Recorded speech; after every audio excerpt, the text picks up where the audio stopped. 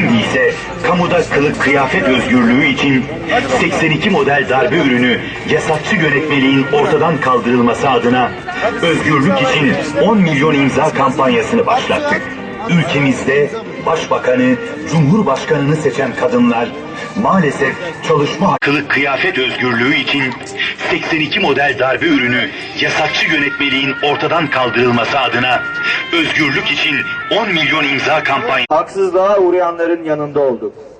Başörtüsü yasağı ve katsayı engeliyle başlayan baskı ve dayatmaların yoğun olduğu zamanlarda bu duruşumuzdan taviz vermeden mücadelemize devam ettik.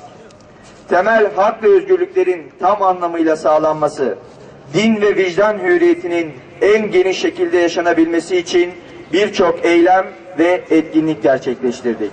Savunduğumuz değer ve ilkelere yönelik dayatmaların da her zaman karşısında durduk. Memur Sen ailesi olarak çalışmalarımıza milletimizi dahil edecek yeni bir adım atarak özgürlük için 10 milyon imza kampanyası başlatmış bulunuyoruz. Sayın basın mensupları, karşımızdaki tablo şudur. Milletin seçtiği vekiller kendi kıyafetini seçememektedir. Başbakanı, Cumhurbaşkanını seçen kadınlarımız çalışma hayatında kendi kıyafetini seçememektedir. Başı açık çalışabilen kadınlar varken başını örterek çalışma hakkını kullanamayan kadınlar gerçeği de göz ardı edilmemelidir.